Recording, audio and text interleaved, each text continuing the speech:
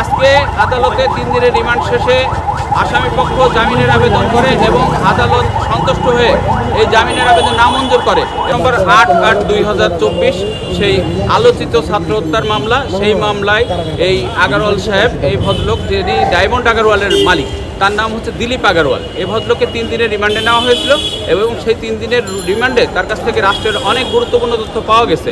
উনি ডায়মন্ড ব্যবসার সাথে জড়িত ছিলেন এবং এই ব্যবসার সাথে জড়িত থেকে উনি এমন অপকর্ম নাই যেটা তিনি করেন নাই, এবং রাষ্ট্রযন্ত্রের সাথে তিনি জড়িত থেকে মাননীয় প্রধানমন্ত্রী 1 নম্বর আসামি এই মামলার, তার সহযোগিতায় উনি কোটি কোটি টাকা দিয়ে বিদেশ থেকে প্রচুর অস্ত্র এবং গোলাবারুদ এবং বিভিন্ন রকমের বোম এবং বিভিন্ন উপাদান উনি সংগ্রহ করেছেন এবং সংগ্রহ করে এটা ছাত্রলীগের পোলাপান, যুবলীগের পোলাপান তাদেরকে সরবরাহ করেছেন।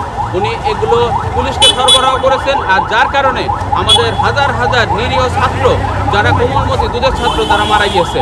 এই ভদ্রলোক যে আজকে আদালতে 3 দিনের রিমান্ড শেষে আসামি পক্ষ জামিনের আবেদন করে এবং আদালত সন্তুষ্ট হয়ে এই জামিনের আবেদন নামঞ্জুর করে। আগারওয়াল তিনি এজাহারভুক্ত 20 নম্বর আসামি। এখানে 1 নম্বর আসামি 1 নম্বর এজাহারভুক্ত আসামি x prime minister Sheikh Hasina. কিন্তু আমাদের যে আসামি দিলীপ কুমার আগরওয়াল তিনি একজন স্বনামধন্য ব্যবসায়ী, তিনি ডায়মন্ড ওয়ার্ল্ডের ব্যবস্থাপনা পরিচালক এবং তিনি 8 বার এখানে সিআইপি নির্বাচিত হয়েছে। তিনি এই মামলায় কোনো ক্রমেই এখানে ইনভলভ হতে পারে না।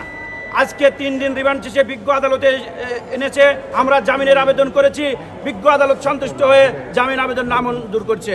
আমরা আশা করি ন্যায় বিচার থেকে আমরা বঞ্চিত হয়েছি, আমরা দিলীপ কুমার আগরওয়ালের বেল চাই।